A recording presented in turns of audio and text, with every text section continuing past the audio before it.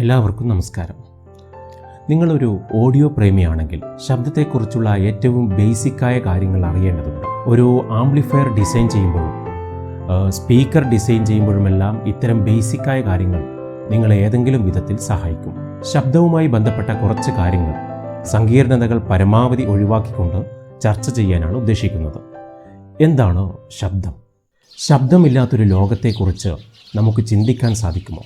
അലാറത്തിൻ്റെ ഒച്ചയും പക്ഷികളുടെ മനോഹരമായ ശബ്ദവും കേട്ടാണ് നമ്മുടെ ഒരു ദിവസം ആരംഭിക്കുന്നത്. ഉറക്കമുണർന്നത് മുതൽ രാത്രി ഉറങ്ങുന്നത് വരെ വ്യത്യസ്തങ്ങളായ ശബ്ദങ്ങളുടെ ലോകത്താണ് നമ്മൾ ജീവിക്കുന്നത്. വൈദ്യുതി പോലെ, പ്രകാശം പോലെ ഊർജത്തിൻ്റെ മറ്റൊരു രൂപമാണ് ശബ്ദം. എൻ്റെ തൊണ്ടയിലുള്ള ലാറിങ്സ് എന്ന അവയവത്തിൻ്റെ വൈബ്രേഷൻ കാരണമായി ഉണ്ടാകുന്ന ഒരു ഊർജമുണ്ട്. ആ ഊർജം വായുവിലെ കണങ്ങളെ വൈബ്രേറ്റ് ചെയ്യിച്ച് ആ വൈബ്രേഷൻ ഈ മൈക്രോഫോണിലെ ഡയഫ്രത്തെ വൈബ്രേറ്റ് ചെയ്യിക്കുന്നു. ഈ മൈക്രോഫോണിലുള്ള ഒരു വൈദ്യുത സർക്യൂട്ട് ആ വൈബ്രേഷന് തുല്യമായ ഇലക്ട്രിക് സിഗ്നൽ ഉണ്ടാക്കുന്നു.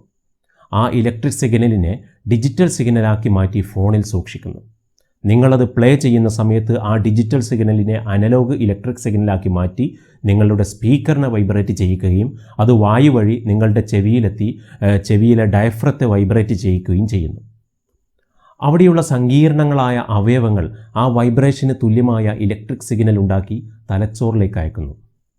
അവിടെ എത്തുമ്പോൾ ശബ്ദം നമ്മൾ കേട്ടതായി മനസ്സിലാക്കുന്നു. വായുവിലെ കണങ്ങൾ വൈബ്രേറ്റ് ചെയ്യപ്പെടുകയും അങ്ങനെ ഉണ്ടാകുന്ന തരംഗങ്ങൾ ഒരു പാറ്റേണിൽ നീങ്ങുകയും ചെയ്യുമ്പോൾ ശബ്ദമുണ്ടാകും. ശബ്ദത്തിന് വായുവിലൂടെയും ജലത്തിലൂടെയും ഖരവസ്തുക്കളിലൂടെയും സഞ്ചരിക്കാൻ സാധിക്കും.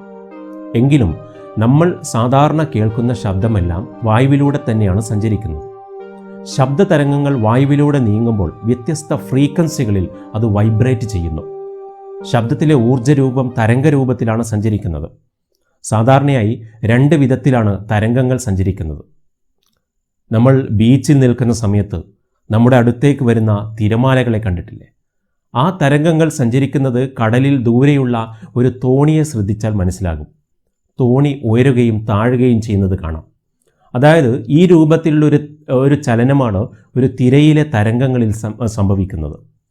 ഇത്തരം തരംഗങ്ങളെയാണ് ട്രാൻസ്വേഴ്സ് തരംഗങ്ങൾ എന്ന് വിളിക്കുന്നത്. പ്രകാശം അടക്കമുള്ള വൈദ്യുത കാന്തിക തരംഗങ്ങളെല്ലാം ഈ ഒരു രീതിയിലാണ് ചലിക്കുന്നത്. എന്നാൽ ശബ്ദതരംഗങ്ങൾ സഞ്ചരിക്കുന്നത് മറ്റൊരു രൂപത്തിലാണ്. മുകളിലോട്ടും താഴോട്ടും ഉയർന്നും താഴ്ന്നും സഞ്ചരിക്കുന്ന ട്രാൻസ്വേഴ്സ് രൂപത്തിൽ നിന്നും വ്യത്യസ്തമായി കംപ്രസ് ചെയ്തും റിലീസ് ചെയ്തുമുള്ള ഒരു ചലനം. ഇത്തരം തരംഗങ്ങളെ ലോഞ്ചിറ്റ്യൂഡിനൽ തരംഗങ്ങൾ എന്നാണ് വിളിക്കുന്നത്. ഒരു ശബ്ദതരംഗത്തിൻ്റെ സഞ്ചാരം ഒരു ഗ്രാഫിലൂടെ വ്യക്തമാക്കാം. ഒരു ശബ്ദതരംഗത്തിൻ്റെ ഗ്രാഫ് AC വൈദ്യുതിയുടെ ഗ്രാഫ് പോലെ തന്നെയാണ് വരക്കാറുള്ളത്. പക്ഷേ ഈ ഗ്രാഫിൽ എന്താണ് സൂചിപ്പിക്കുന്നതെന്ന് നമുക്ക് മനസ്സിലായില്ലെങ്കിൽ കൺഫ്യൂഷൻ ഉണ്ടാകും.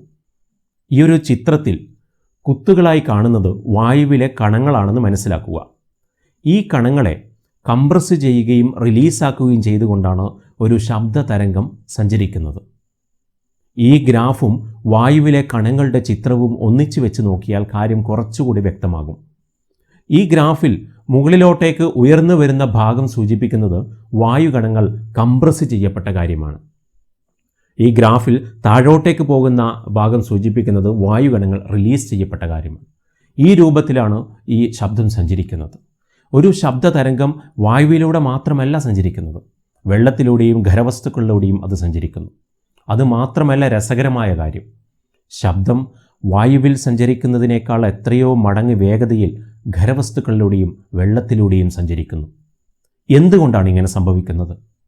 നേരത്തെ നമ്മൾ മനസ്സിലാക്കി വായുവിലുള്ള കണങ്ങളെ കംപ്രസ് ചെയ്തും റിലീസ് ചെയ്തുമാണ് ശബ്ദം സഞ്ചരിക്കുന്നത് എന്ന്.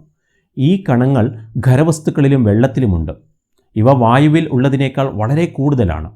ഖരവസ്തുക്കളിൽ കണങ്ങളുടെ അളവ് വളരെ കൂടുതലായതിനാൽ ശബ്ദതരംഗങ്ങളുടെ വൈബ്രേഷൻ വളരെ വേഗത്തിൽ നടക്കും. അതുകൊണ്ട് വളരെ വേഗത്തിൽ ഒരു ഖരവസ്തുവിലൂടെ ശബ്ദത്തിന് സഞ്ചരിക്കാൻ സാധിക്കും. വെള്ളത്തിൽ ഖരവസ്തുവിനേക്കാൾ കുറഞ്ഞ അളവിലാണ് കണങ്ങളുള്ളത്. അവിടെ ശബ്ദത്തിൻ്റെ വേഗത കുറച്ച് കുറയും. എന്നാൽ വായുവിൽ ഈ രണ്ട് പദാർത്ഥങ്ങളിൽ ഉള്ളതിനേക്കാൾ കണങ്ങൾ കുറവാണ്. അതുകൊണ്ട് വായുവിൽ ശബ്ദത്തിൻ്റെ വേഗത മറ്റു പദാർത്ഥങ്ങളുമായി താരതമ്യം ചെയ്യുമ്പോൾ കുറവാണ്. സാധാരണ അന്തരീക്ഷ മർദ്ദത്തിലും 20 ഡിഗ്രി സെൽഷ്യസ് താപനിലയിലും ഒരു ശബ്ദതരംഗം ഒരു സെക്കൻഡിൽ ഏകദേശം 343 മീറ്റർ വേഗതയിൽ സഞ്ചരിക്കും.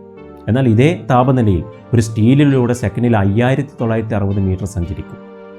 ശബ്ദതരംഗങ്ങൾക്ക് ചില സ്വഭാവങ്ങളുണ്ട്. നമ്മൾ കേട്ടിട്ടുള്ള കാര്യങ്ങൾ തന്നെയാണവ. പിച്ച്, ഫ്രീക്വൻസി, ആംപ്ലിറ്റ്യൂഡ്, ടിംബർ തുടങ്ങിയവയാണ് പ്രധാനമായും ഈ ശബ്ദതരംഗങ്ങളുടെ സ്വഭാവങ്ങൾ. എന്താണ് ഫ്രീക്വൻസി? ഒരു സെക്കൻഡ് സമയത്തിനുള്ളിൽ ഉണ്ടാകുന്ന വൈബ്രേഷൻ, അതാണ് ഫ്രീക്വൻസി. അത് നമുക്ക് ഒരു ഗ്രാഫിലൂടെ മനസ്സിലാക്കാം. ഈ ഗ്രാഫിൽ കാണുന്ന 0 എന്ന ഭാഗത്ത് നിന്ന് ആരംഭിക്കുന്ന ഒരു തരംഗം മുകളിലോട്ടേക്ക് പോയി താഴോട്ടേക്ക് വന്ന് മുകളിലോട്ടേക്ക് പോയ അതേ അളവിൽ താഴോട്ടേക്ക് പോയി വരയിൽ അവസാനിച്ച് നിൽക്കുന്നു. ഇതിനെയാണ് ഒരു ശബ്ദതരംഗത്തിൻ്റെ ഒരു സൈക്കിൾ എന്ന് പറയുന്നത്. അപ്പോൾ ഇവിടെ കാണുന്ന ചിത്രത്തിൽ എത്ര സൈക്കിൾ പൂർത്തിയാക്കപ്പെടുന്നു എന്ന് നോക്കാം. നിങ്ങൾക്കത് മനസ്സിലാകും. 1, 2, 3, 4, 5 സൈക്കിളുകളാണ് നമുക്കവിടെ കാണാൻ സാധിക്കുന്നത്. ഒരു സെക്കൻഡ് സമയത്തുള്ള ഗ്രാഫാണിത്. ഇവിടെ ഒരു സെക്കൻഡ് സമയത്തിനുള്ളിൽ ഈ ശബ്ദതരംഗം 5 സൈക്കിൾ പൂർത്തിയാക്കുന്നു. മറ്റൊരു ഗ്രാഫ് നോക്കൂ. ഇതും ഒരു സെക്കൻഡ് സമയത്തുള്ള ഗ്രാഫാണ്.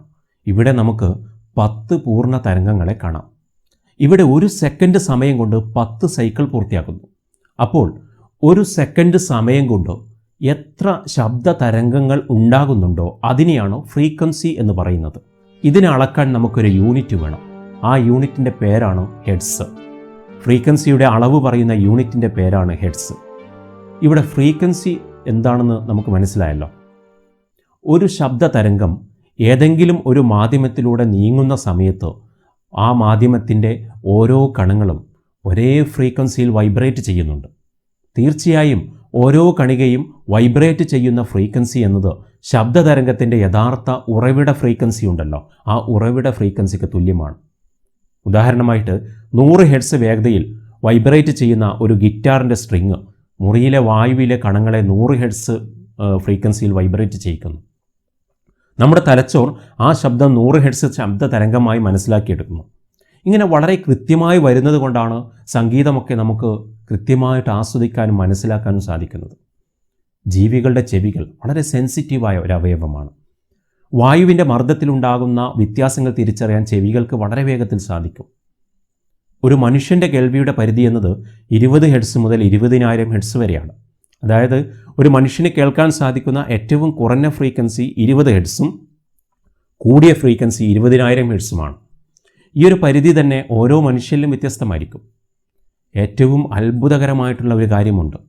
മറ്റു കാര്യങ്ങളിൽ നിന്ന് വ്യത്യസ്തമായി പിറന്നു വീണ കുട്ടിയാണ് ഏറ്റവും കൂടുതൽ കേൾവിശക്തിയുള്ളയാൾ. പ്രായം കൂടുന്തോറും 20 മുതൽ 20,000 എന്ന പരിധി കുറഞ്ഞു വരുന്നു. മനുഷ്യൻ്റെ കേൾവി പരിധിയെ അടിസ്ഥാനമാക്കിയാണ് ശബ്ദത്തെ ഗ്രൂപ്പുകളാക്കി മാറ്റുന്നത്. മനുഷ്യന് കേൾക്കാൻ സാധിക്കുന്ന ഏറ്റവും കുറഞ്ഞ ശബ്ദപരിധിയായ 20 ഹെർട്സ് ഫ്രീക്വൻസിയിൽ താഴെ വരുന്ന ഫ്രീക്വൻസിയെ ഇൻഫ്രാസൗണ്ട് എന്ന് വിളിക്കുന്നു. അതേപോലെ മനുഷ്യന് കേൾക്കാൻ സാധിക്കുന്ന ഏറ്റവും കൂടിയ ശബ്ദപരിധിയായ 20,000 ഹെർട്സിന് മുകളിലുള്ള ഫ്രീക്വൻസിയെ അൾട്രാസൗണ്ട് എന്ന് വിളിക്കുന്നു. കേൾവിയുടെ കാര്യത്തിൽ നമ്മളെക്കാൾ മികച്ച നിലവാരത്തിലുള്ളവരാണ് നമ്മുടെ കൂടെയുള്ള വളർത്തുമൃഗങ്ങളും നമുക്ക് ചുറ്റുമുള്ള മറ്റ് ജീവികളും. നായകൾക്ക് ഏകദേശം 50 ഹെർട്സ് മുതൽ 45,000 ഹെർട്സ് വരെയുള്ള ശബ്ദം കേൾക്കാം. പൂച്ചകൾക്കാണെങ്കിൽ 45 ഹെർട്സ് മുതൽ 85,000 ഹെർട്സ് വരെ കേൾക്കാൻ സാധിക്കും. വവ്വാലുകളാണെങ്കിൽ ഇക്കാര്യത്തിൽ വളരെ മുന്നിലാണ്. 1,20,000 ഹെർട്സ് വരെ വവ്വാലുകൾക്ക് കേൾക്കാൻ സാധിക്കും. അവർ രാത്രികാലങ്ങളിൽ ഇരവടിക്കാൻ ഈ കഴിവാണ് പ്രധാനമായും ഉപയോഗപ്പെടുത്തുന്നത്. വെള്ളത്തിൽ ജീവിക്കുന്ന ഡോൾഫിനുകൾ ഇക്കാര്യത്തിൽ വവ്വാലുകളെയും തോൽപ്പിക്കും. അവർക്ക് 2,00,000 ഹെർട്സ് വരെ കേൾക്കാൻ സാധിക്കും. ഇവരെല്ലാം അൾട്രാസൗണ്ട് ശബ്ദം കേൾക്കുന്നതിൽ പുലികളാണെങ്കിൽ ലോ ഫ്രീക്വൻസി ശബ്ദമായ ഇൻഫ്രാസൗണ്ട് ഉപയോഗിക്കുന്ന മറ്റൊരു ജീവിയുണ്ട്. നമുക്കെല്ലാം പ്രിയപ്പെട്ട കരയിലെ ഏറ്റവും വലിയ ജീവിയായ ആന. ഏറ്റവും ലോ ഫ്രീക്വൻസിയിൽപ്പെട്ട 5 ഹെർട്സ് ശബ്ദം മുതൽ 10,000 ഹെർട്സ് വരെ കേൾക്കാൻ ആനകൾക്ക് സാധിക്കും. ഈ കഴിവുള്ളത് കൊണ്ട് ഒരു ആന കിലോമീറ്ററുകൾ അകലെയുള്ള മറ്റൊരു ആനയുമായി ആശയവിനിമയം നടത്തും. ഭൂകമ്പങ്ങളൊക്കെ ഉണ്ടാകുന്ന സമയത്തുണ്ടാകുന്ന ഇൻഫ്രാസൗണ്ട് ശബ്ദം, ആ ശബ്ദം കേൾക്കാൻ ചില ജീവികൾക്ക് സാധിക്കും. ഇത്തരം സമയങ്ങളിൽ നമ്മളെക്കാൾ മുമ്പ് ചില ജീവികൾ പേടിക്കുന്നത് കാണാം. അവർക്ക് ആ ശബ്ദം കേൾക്കാൻ കഴിയുന്നത് കൊണ്ടാണ് അവർ ഭയപ്പെടുന്നത്. ചില പ്രാവുകൾക്ക് 1 ഹെർട്സിന് താഴെയുള്ള ശബ്ദം പോലും കേൾക്കാൻ സാധിക്കും. ശബ്ദവുമായി ബന്ധപ്പെട്ട് നമ്മൾ കേൾക്കാറുള്ള മറ്റൊരു വാക്കാണ് പിച്ച്. സംഗീതവുമായി ബന്ധപ്പെടുത്തി പറയുന്ന സമയത്ത് ശബ്ദങ്ങളെ ഉയർന്നത് താഴ്ന്നത് എന്ന് വിഭജിക്കാൻ കഴിയുന്ന ഗുണമാണ് മലയാളത്തിൽ ശ്രുതി എന്ന് വിളിക്കപ്പെടുന്ന പിച്ച്. പിച്ച് കൂടിയ ശബ്ദം എന്ന് പറഞ്ഞാൽ ഉയർന്ന ഫ്രീക്വൻസിയുള്ള ശബ്ദതരംഗമാണ്. പിച്ച് കുറഞ്ഞ ശബ്ദം കുറഞ്ഞ ഫ്രീക്വൻസിയുള്ള ശബ്ദതരംഗമാണ്. പിച്ച് ഫ്രീക്വൻസിയുമായി അടുത്ത് ബന്ധപ്പെട്ടിരിക്കുന്ന ഒരു സംഗതിയാണ്. എന്നാൽ ഇവ രണ്ടും തുല്യമാണോ എന്ന് ചോദിച്ചാൽ പൂർണ്ണമായും തുല്യമല്ല. കൃത്യമായും അളക്കാൻ സാധിക്കുന്ന ഒരു സംഭവമാണ് ഫ്രീക്വൻസി. ശബ്ദതരംഗത്തെക്കുറിച്ചുള്ള ഓരോ വ്യക്തിയുടെയും മനസ്സിലുണ്ടാക്കുന്ന ഒരു ധാരണയുണ്ടല്ലോ, അതാണ് പിച്ച്. അത് നേരിട്ട് അളക്കാൻ കഴിയില്ല. പിച്ച് തിരിച്ചറിയാനുള്ള മനുഷ്യൻ്റെ കഴിവ് ചെവിയിൽ പതിക്കുന്ന ശബ്ദത്തിൻ്റെ തരംഗത്തിൻ്റെ ഫ്രീക്വൻസിയുമായി ബന്ധപ്പെട്ടാണുള്ളത്. അത്തരം ഫ്രീക്വൻസികളെ കണ്ടെത്താനും ശബ്ദത്തിൻ്റെ പിച്ചുമായി ബന്ധപ്പെടുത്താനും ചെവികൾക്ക് കഴിവുണ്ട്. നമ്മുടെ ചെവിയിൽ ഒരു ശബ്ദ തരംഗം പതിച്ച് തലച്ചോർ അത് മനസ്സിലാക്കുന്നത് വരെയുള്ള ഓരോ ഘട്ടങ്ങളും വളരെയധികം അത്ഭുതങ്ങൾ നിറഞ്ഞതാണ്. അത് മറ്റൊരു വിഷയമായതിനാൽ വേറൊരു സന്ദർഭത്തിൽ സൂചിപ്പിക്കാം. അതുപോലെ പരിശീലനം ലഭിച്ച ഒരാൾക്ക് അല്ലെങ്കിൽ സംഗീതവുമായി നിരന്തരം ബന്ധപ്പെടുന്നവർക്ക് വിവിധ ഫ്രീക്വൻസികളിൽ നിന്ന് വളരെ ചെറിയൊരു ഹെഡ്സിൻ്റെ വ്യത്യാസം പോലും മനസ്സിലാക്കാൻ സാധിക്കും. ശബ്ദത്തിൻ്റെ മറ്റൊരു പ്രത്യേകതയാണ് ടിംബർ അല്ലെങ്കിൽ ടോൺ കളർ. ഈ ഒരു ഗുണം ശബ്ദത്തിനുള്ളത് കൊണ്ടാണ് ഓരോരുത്തരുടെയും ശബ്ദം നമുക്ക് തിരിച്ചറിയാൻ സാധിക്കുന്നത്. മോഹൻലാലിൻ്റെയും അതുപോലെ തന്നെ മമ്മൂട്ടിയുടെയും യേശുദാസിൻ്റെയും മുഹമ്മദ് റഫിയുടെയും ഒക്കെ ശബ്ദങ്ങളെ ഈ ഒരു ഗുണം ശബ്ദത്തിനുള്ളത് കൊണ്ട് നമുക്ക് പെട്ടെന്ന് തിരിച്ചറിയാൻ സാധിക്കുന്നു. കുറച്ചുകൂടി മനസ്സിലാകുന്ന വിധത്തിൽ പറഞ്ഞാൽ, രണ്ട് ഗായകർ, അവർ രണ്ടുപേരും ഒരേ ഫ്രീക്വൻസിയിൽ ഒരേ പിച്ചിൽ ഒരേ ഗാനം പാടുന്നു എന്ന് കരുതുക. പക്ഷേ അവർ പാടുന്നത് അങ്ങനെയാണെങ്കിൽ പോലും രണ്ടുപേരുടെ ശബ്ദവും നമുക്ക് കൃത്യമായിട്ട് തിരിച്ചറിയാൻ സാധിക്കും. ഒരുപാട് പേർ പാടിയൊരു ഗാനം വേറൊരു ഗായകനിൽ നിന്നും കേട്ടാൽ നമുക്കത് വല്ലാതെ ഇഷ്ടപ്പെടുന്ന അവസ്ഥകൾ ഉണ്ടാകാറുണ്ട്. ഓരോ ശബ്ദത്തിനും പ്രത്യേകമായ ടിംബർ ഉള്ളത് കൊണ്ടാണ് ഇങ്ങനെ സംഭവിക്കുന്നത്.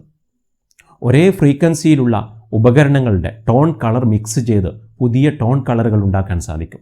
അതൊക്കെ സംഗീതവുമായി ബന്ധപ്പെട്ട കാര്യങ്ങളായതിനാൽ കൂടുതൽ വിശദീകരിക്കുന്നില്ല. ഇനി നമുക്ക് ശബ്ദത്തിൻ്റെ ആംപ്ലിറ്റ്യൂഡ് എന്ന ഗുണത്തെക്കുറിച്ച് പരിശോധിക്കാം. മിക്ക ആളുകൾക്കും കൺഫ്യൂഷൻ ഉണ്ടാക്കുന്ന ഒരു മേഖലയാണ് ഈ ആംപ്ലിറ്റ്യൂഡ്. പലരുടെയും ധാരണ ഫ്രീക്വൻസി കൂടുന്ന സമയത്ത് ശബ്ദത്തിൻ്റെ വോള്യം കൂടുന്നു എന്നാണ്, ആംപ്ലിറ്റ്യൂഡ് കൂടുന്നു എന്നാണ്. ഫ്രീക്വൻസി വളരെ കൂടിയ ശബ്ദം കേൾക്കുമ്പോൾ നമുക്ക് വലിയ അസ്വസ്ഥത അനുഭവപ്പെടാറുണ്ട്. അതാണ് കൂടിയ വോള്യമായി നമ്മൾ തെറ്റിദ്ധരിക്കുന്നത്. ഇവിടെ ഈ ഗ്രാഫ് ഒന്ന് നോക്കുക. ഈ ഗ്രാഫിലെ തരംഗത്തിൻ്റെ വീതി കൂടാതെ ഹൈറ്റ് കൂടുന്നതായിട്ട് കാണാം. ശബ്ദത്തിൻ്റെ വോള്യം കൂട്ടുമ്പോൾ പിച്ചിലോ അല്ലെങ്കിൽ ഫ്രീക്വൻസിയിലോ ഒരു മാറ്റവും വരുന്നില്ല. തരംഗത്തിൻ്റെ ഗ്രാഫ് പരിശോധിച്ചാൽ വോള്യം കൂട്ടുന്ന സമയത്ത് തരംഗത്തിൻ്റെ ഉയരം കൂടുന്നതായിട്ട് കാണാം. ശബ്ദത്തിൻ്റെ ആംപ്ലിറ്റ്യൂഡ് ഡെസിബൽ എന്ന യൂണിറ്റ് വെച്ചാണ് അളക്കുന്നത്. dB എന്ന 2 അക്ഷരങ്ങൾ കൊണ്ടാണ് സ്പീക്കറുകളിലും ആംപ്ലിഫയറുകളിലും ഇത് സൂചിപ്പിക്കാറുള്ളത്. ഇക്കാര്യം ഒരു സോഫ്റ്റ്വെയർ ഉപയോഗിച്ച് വ്യക്തമാക്കിയാൽ കുറച്ചുകൂടി വ്യക്തമാകും. എൻ്റെ സുഹൃത്ത് മ്യൂസിക് ഇല്ലാതെ പാടിയ ഒരു ഗാനത്തിൻ്റെ 10 സെക്കൻഡ് വരുന്ന ഭാഗം ഈ സൗണ്ട് എഡിറ്റിംഗ് സോഫ്റ്റ്വെയറിൽ ഇട്ടിട്ടുണ്ട്. ഇവിടെ ഫ്രീക്വൻസിയും ആംപ്ലിറ്റ്യൂഡും തമ്മിലുള്ള ബന്ധം ഈ വോയിസിൽ ഇത് ചേഞ്ച് ചെയ്യുമ്പോൾ നമുക്ക് മനസ്സിലാകും. ആദ്യം നമുക്ക് ഇതൊന്ന് പ്ലേ ചെയ്ത് നോക്കാം.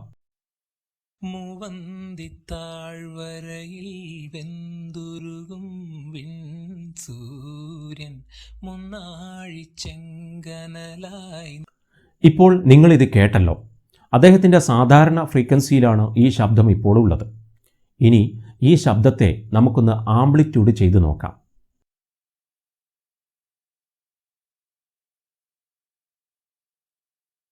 മൂവന്തിത്താഴ്വരയിൽ വെന്തുരുകും സൂര്യൻ മുന്നാഴിച്ചെങ്കനലായി. ഇപ്പോൾ നമ്മൾ കേൾക്കുന്ന ശബ്ദത്തിൻ്റെ വോള്യം കൂടിയിട്ടുണ്ട്.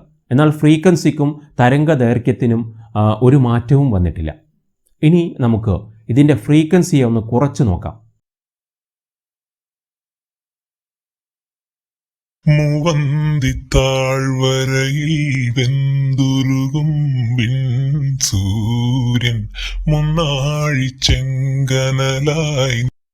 ഇപ്പോൾ കേട്ടല്ലോ, വ്യത്യാസം നമുക്ക് പെട്ടെന്ന് തന്നെ അറിയാൻ സാധിക്കുന്നുണ്ട്.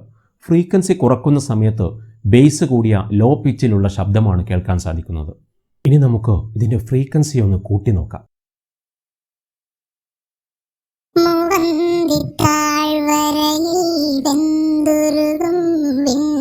സൂര്യൻ മുന്നാഴിച്ചെങ്കനലായി. ഇപ്പോഴത് കുട്ടികളുടെ ശബ്ദം പോലെയായി മാറി. സാധാരണയായി ഫ്രീക്വൻസി കുറഞ്ഞ ശബ്ദമാണ് പുരുഷന്മാരിൽ കണ്ടുവരുന്നത്. ഫ്രീക്വൻസി കൂടുമ്പോൾ അത് സ്ത്രീ ശബ്ദം പോലെയും വീണ്ടും കൂട്ടുന്ന സമയത്ത് കുട്ടികളുടെ ശബ്ദമായി മാറും. ഇതിൽ നിന്ന് നമുക്കൊരു കാര്യം മനസ്സിലാക്കാം. പുരുഷന്മാരെക്കാൾ ഫ്രീക്വൻസി കൂടിയ ശബ്ദമാണ് സ്ത്രീകൾക്കുള്ളത്. എന്നാൽ ഏറ്റവും കൂടിയ ശബ്ദം കുട്ടികൾക്കാണുള്ളത്. ഫ്രീക്വൻസി കൂടിയ ശബ്ദം കുട്ടികൾക്കാണുള്ളത്. അതുകൊണ്ടാണ് കുട്ടികൾ ഉച്ചത്തിൽ കരയുമ്പോൾ അസഹ്യമായി തോന്നുന്നത്. ചുരുക്കി പറഞ്ഞാൽ ശബ്ദത്തിൻ്റെ വോള്യം dB കൂടിയതുകൊണ്ട് ഫ്രീക്വൻസിയിൽ ഒരു മാറ്റവും വരുന്നില്ല. എല്ലാ ശബ്ദവും മനുഷ്യൻ്റെ കേൾവിയിൽ 10 സെക്കൻഡ് നേരത്തേക്ക് തങ്ങി നിൽക്കുന്നുണ്ട്. പ്രകാശം 16 സെക്കൻഡ് സമയം തങ്ങി നിൽക്കുന്നത് പോലെ.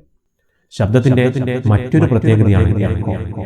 അതായത് ശബ്ദ തരംഗങ്ങൾ സഞ്ചരിക്കുന്ന സമയത്ത് ഏതെങ്കിലും ഒരു വസ്തുവിൽ തട്ടി തിരിച്ചു വരുന്ന പ്രതിഭാസം. ഏറ്റവും ചുരുങ്ങിയത് 17 മീറ്ററെങ്കിലും അകലെയുള്ള ഒരു വസ്തുവിൽ തട്ടി തിരിച്ചു വരുമ്പോഴാണ് എക്കോ നമുക്ക് അനുഭവപ്പെടുക.